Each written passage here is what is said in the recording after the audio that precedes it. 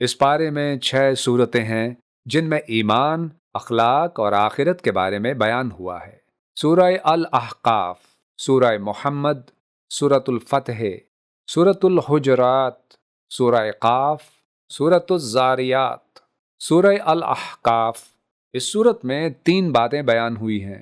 پہلی بات، قرآن مجید کی حقانیت بیان کی گئی ہے کہ یہ اللہ کا سچا کلام ہے اور ہدایت کا ذریعہ ہے۔ دوسری بات، نیک اور نافرمان اولاد کا ذکر کر کے بتایا گیا ہے کہ انسان کو اپنے کردار اور اپنے والدین کے ساتھ رویے کی اصلاح کرنی چاہیے۔ تیسری بات، قوم عاد کے انجام کا ذکر کر کے عبرت دلائی گئی ہے کہ اللہ کی نافرمانی تباہی کا سبب بنتی ہے۔ سورہ محمد، اس صورت میں 2 باتیں بیان ہوئی ہیں۔ پہلی بات، دین کی حفاظت اور ظلم کے مقابلے میں جہاد کی اہمیت بیان کی گئی ہے تاکہ حق قائم رہے اور باطل کا خاتمہ ہو۔ دوسری بات، ایمان والوں کو جنت کی عظیم نعمتوں کی خوشخبری دی گئی ہے جو صبر اور اطاعت کا صلہ ہے۔ سورۃ الفتح، اس صورت میں 2 باتیں بیان ہوئی ہیں۔ پہلی بات، صلح حدیبیہ کے واقعے سے واضح کیا گیا ہے کہ بظاہر مشکل فیصلوں میں بھی اللہ کی بڑی حکمت اور فتح چھپی ہوتی ہے۔ دوسری بات، صحابہ کرام کی سچی وفاداری، اطاعت اور قربانیوں کی تعریف کر کے بتایا گیا کہ کامیابی ایمان اور اخلاص میں ہے۔ سورۃ الحجرات، اس صورت میں 4 باتیں بیان ہوئی ہیں۔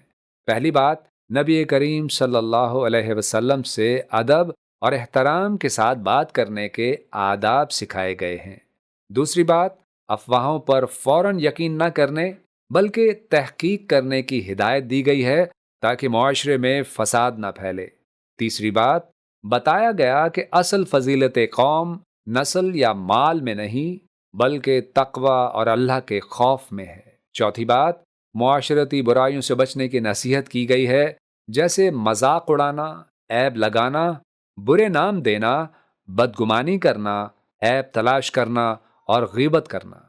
سورہ قاف، اس صورت میں 2 باتیں بیان ہوئی ہیں۔ پہلی بات، آخرت اور دوبارہ زندہ کیے جانے کا یقین دلایا گیا ہے تاکہ انسان اپنے انجام کو یاد رکھے اور اعمال سنوارے۔ دوسری بات، قرآن کی عظمت بیان کر کے واضح کیا گیا ہے کہ یہ انسانوں کے لیے نصیحت اور ہدایت کا ذریعہ ہے۔ سورۃ الزاریات، اس صورت میں 2 باتیں بیان ہوئی ہیں۔ پہلی بات، قیامت کی یقینی آمد اور حساب کتاب کی یاد دہانی کرائی گئی ہے۔ دوسری بات، پچھلی قوموں کے واقعات سے سبق لینے کی دعوت دی گئی ہے۔